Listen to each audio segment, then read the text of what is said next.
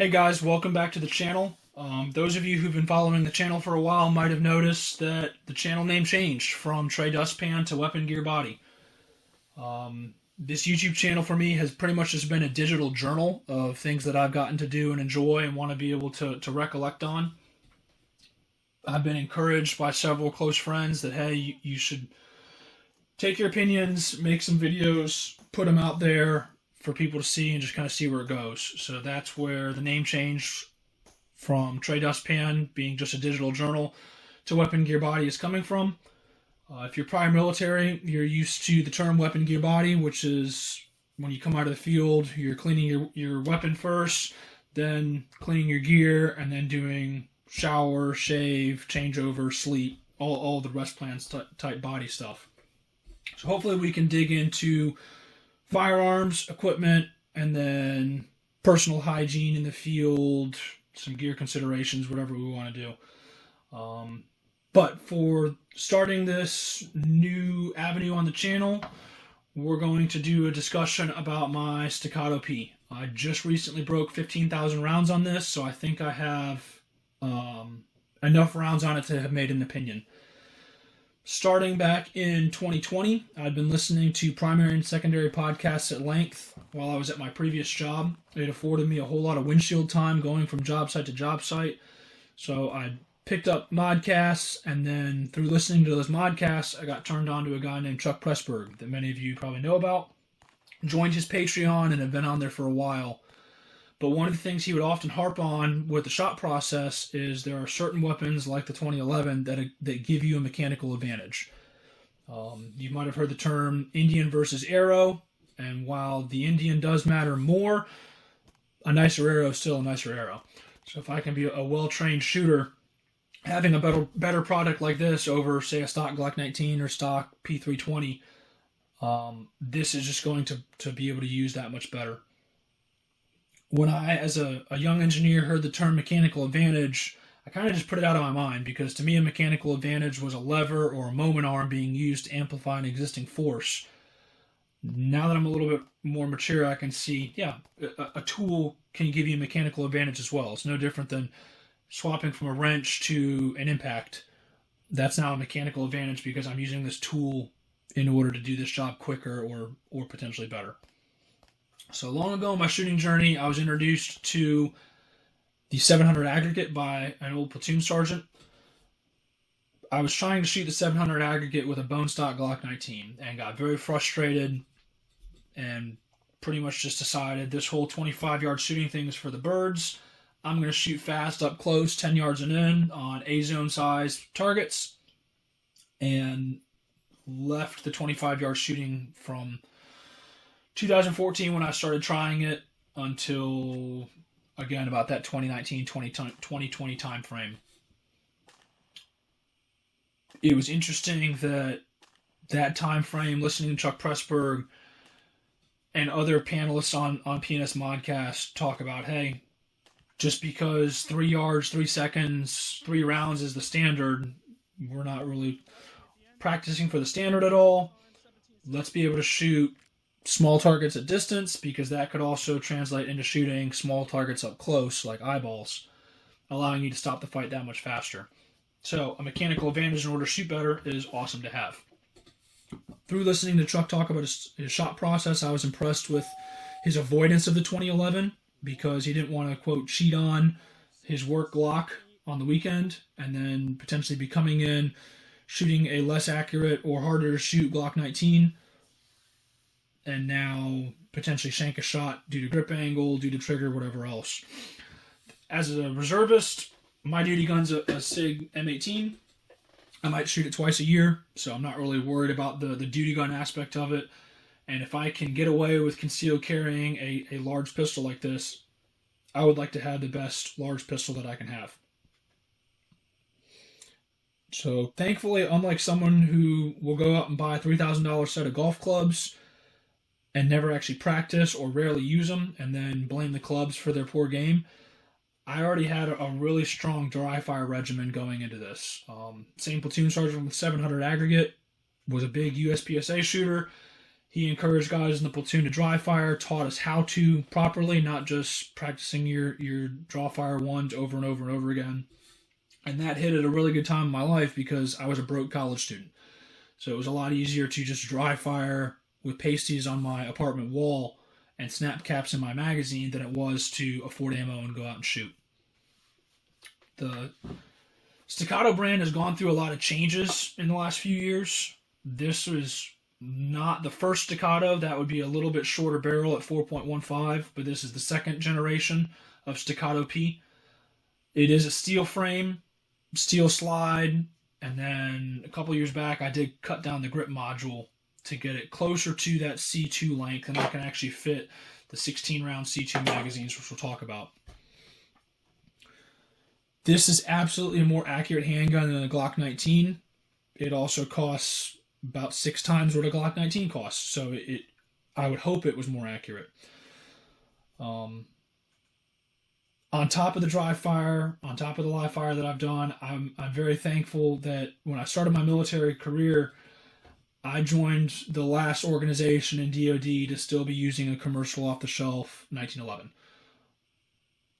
I'm happy that I have as much time dry firing at drills and then live firing at ranges between workups, deployments, and drill weekends on the 1911 platform. So coming into the grip safety and the frame safety was no concern for me at all. What I have found personally is the enhanced trigger of the 2011 and the more accurate mechanical advantage, lockup, whatever else you want to call it within the platform, but especially the trigger is what helps me to shoot better at distance. I suffer from the same thing Chuck Pressburg talks about, which is flinchies. I've got almost every range trip still jam snap caps into magazines in order to not deal with interrupting my shot process with already putting input into the gun and shanking the shot off target because I'm moving the gun before it's even gone off. With a 2011 and only having maybe a millimeter of pre-travel, hitting a wall, and then the trigger breaks. Before that, shooting on a Glock, I would prep the trigger to the wall, but even prepping the trigger to the wall, I had a really hard time with coming to that 90%, 95% every time. And when I would be trying to rush the shot process, I would want to make the gun go off now. And that now flinch is what would cause rounds to dip. And we'll use a B8 for reference. I would regularly have rounds in the black, and then my flinch shots would be in the 5 or the 6 ring. With the 2011, when I flinch, not if, it's a when. When I flinch with the 2011, that round's going into the 8 ring or maybe the 8-7 line break. So that alone to me, for my shooting journey, has been huge. There's truly just less time for my brain to freak out over the impending explosion in my hand and flinch the gun off the target. If you're familiar with Pressburg, you're probably familiar with Chambers Custom. And if you're looking at this, you're like, hey, that looks a little bit like a light fighter. That's kind of exactly what I was going for. I really like the look of the light fighter, but my wallet does not like the price of it. So I had to, over time, take this Staccato, get a couple of modifications done to it. The first one I had done early on was getting the grip chopped down, like I talked about. This retains the 17 round or the P length grip. I think it's 126 millimeter grip length with the full size mainspring, but I can fit my 16 round Staccato C2 or 120 millimeter magazines into the pistol. If I want to use a 17 round magazine, that 126 millimeter length, I've got the Staccato base pads that actually fill in that gap for a C2. And then I haven't invested in it yet, but for a 20 round magazine, I do have a little bit of a gap. If over-insertion was a major concern, I would get those base pads that would actually fill that gap in. I don't think it matters that much aesthetically, but some people take aesthetics to a whole nother level. I did have DSC Gunworks do the compensator. I had tried one of their comps initially that has the serrations that match the slide sitting out here on the comp. It sits a little bit further. I think if you had a mod light, it would probably sit flush. Just didn't love it. Ended up selling it on TaxSwap. About a year or two later, was really still wanting that compensator. So I messaged Dave at DSC directly, asked him if he could do a comp that was flush with an X300 with flat sides, no serrations. He was happy to do that for me, and then he ended up doing a swapping the trigger from the curved skeletonized staccato polymer trigger to an aluminum flat face trigger. Last, we'll talk about optics on here. So I started out with an RM09 Type 2 on a CHPWS plate. I'd actually bought those while the pistol was being built, and they were standing by for it. I had liked on the CHPWS plate that it was thinner than the Duo plates that originally came out, but I had issue after issue with those plates staying on. I swapped to one with the hole at the back center along with the two center holes. I tried bedding plates with Loctite. I switched to a 509T, getting a different plate, and just constantly had issues with that aluminum plate, especially on there's two small teeth that fit right into here on the slide. I would actually get wear on those of the aluminum marring against the steel of the slide.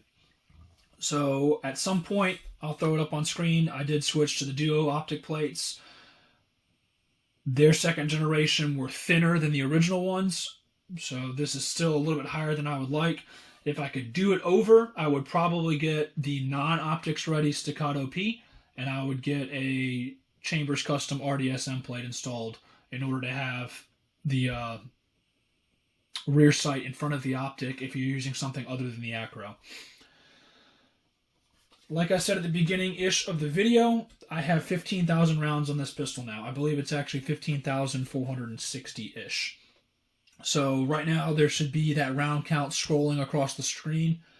All my round count tracker is just Excel. I've got access to it through Google Drive, and every time I shoot, I will write down how many magazines I'm bringing out, and then at the end I'll multiply, like, hey, I fired 10 17-round magazines, 10 20-round magazines, and one 16-round magazine, and then throw that number of rounds in. I also do keep it separated by round type. I'll usually throw some gold dot in every range session just to be checking accuracy, and then a lot of my ammo I put through this pistol is bargain ammo. I got a really good deal at the start of COVID before I even bought this pistol for 5,000 rounds of aluminum cased blazer brass. And so if you noticed at the beginning when it was scrolling, this gun's had a pretty steady diet of blazer brass, talking about 5,000 rounds of aluminum cased ammo. There's also a whole lot of just blazer, I say blazer brass, excuse me, I meant blazer aluminum case.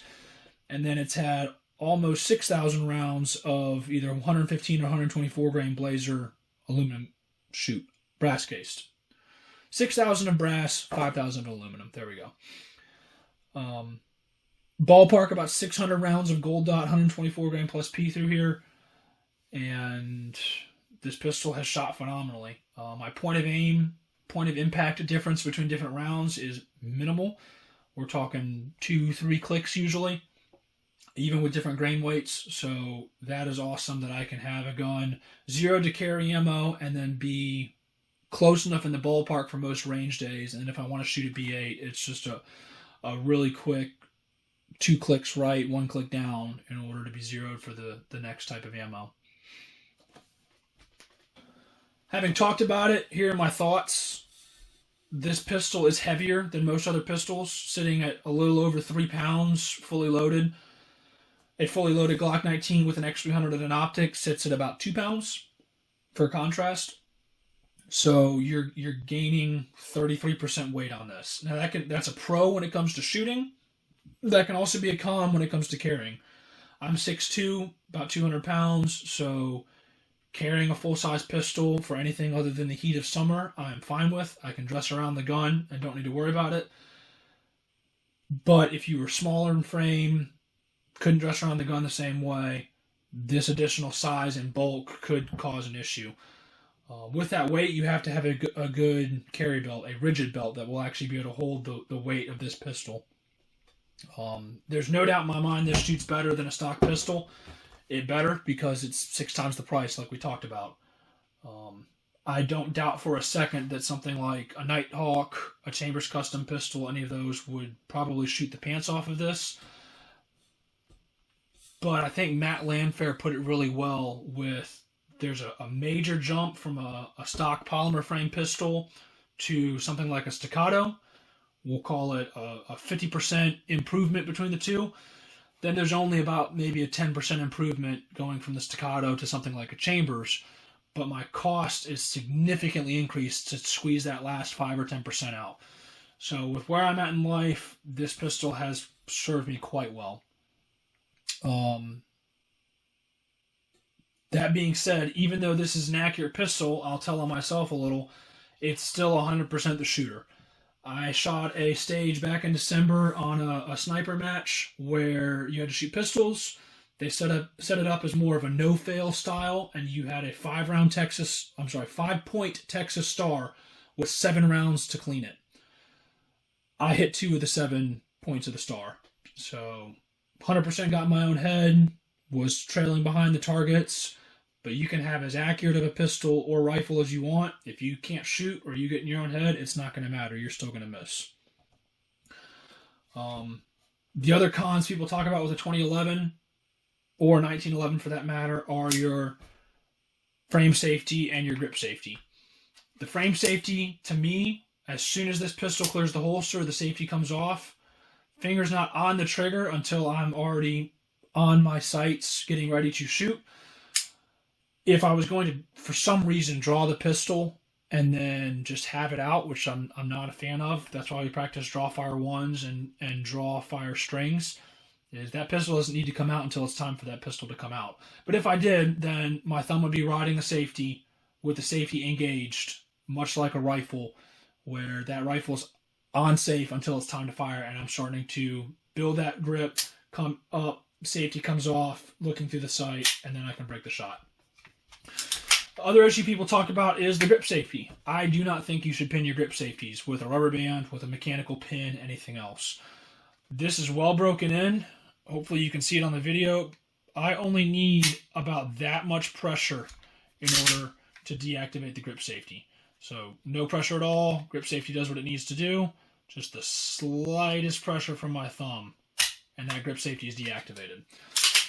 I want to get a good high purchase on the pistol every time I shoot, but if I don't, I can have something all the way down here just looking horrendous, and I can still break a shot. If any part of my hand is on that grip safety at all, it is disengaging it enough in order to shoot. With that, the size and weight are considerations that you should have. If you're going to make the jump to a 2011, don't let it be a set of golf clubs or a Safe Queen. Dry fire it. Shoot the snot out of the pistol. The only other con I left off is this does have to be cleaned more. So on my Glock, it would rarely get cleaned, like once a year, properly cleaned. And it would just get some oil every couple range strips. Another benefit of my round count on Google Sheets is every 500 or so rounds, hey, it's time to strip the entire pistol down, clean it, lube it, go out and read confirm 0. I haven't had 0 migrate yet on me, but I always like, after I clean the pistol, to go out and reconfirm the 0. And then every time I go to the range, even if the pistol was just cleaned the session before, a couple drops of oil are going on the slide and barrel. It just helps everything run better. I've had very few malfunctions, which I'll throw up in the corner of this video on my malfunction tracker. Most of my malfunctions are magazine related, and that is why this magazine has 2 T's on it in red. It is a training magazine. If you encounter magazines where that is an issue, you can either get a gunsmith to look at them, see if Staccato will let you send it back, or what I've done, this is the only mag that I have that it causes issues. And so it's my dry fire mag. If I'm going out and shooting with it, I know I'm probably going to get to do some malfunction clearance. But to the gun's credit, the malfunction clearance is magazine related, such as a double feed, not anything to do with the actual firearm itself. The malfunctions I have had, I tried some steel cased ammo. That it does not like steel cased ammo. It would be failure to extract predominantly.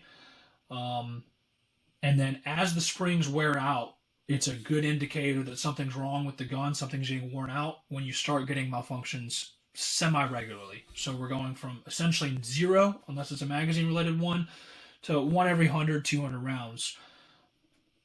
If you're keeping a good round count, go back and check, hey, when did I last change my recoil spring? When did I last change my mainspring?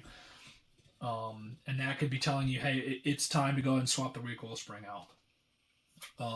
If anyone's wondering, this is the same weight recoil spring that comes with the Staccato P, and the same weight, same mainspring weight. I like leaving things as stock as possible, and with the comp, with powder puff 115 grain blazer ammo, it still runs fine. So in closing, Brass Facts talked about it, Chuck Pressburg's talked about it. Historically, it exists.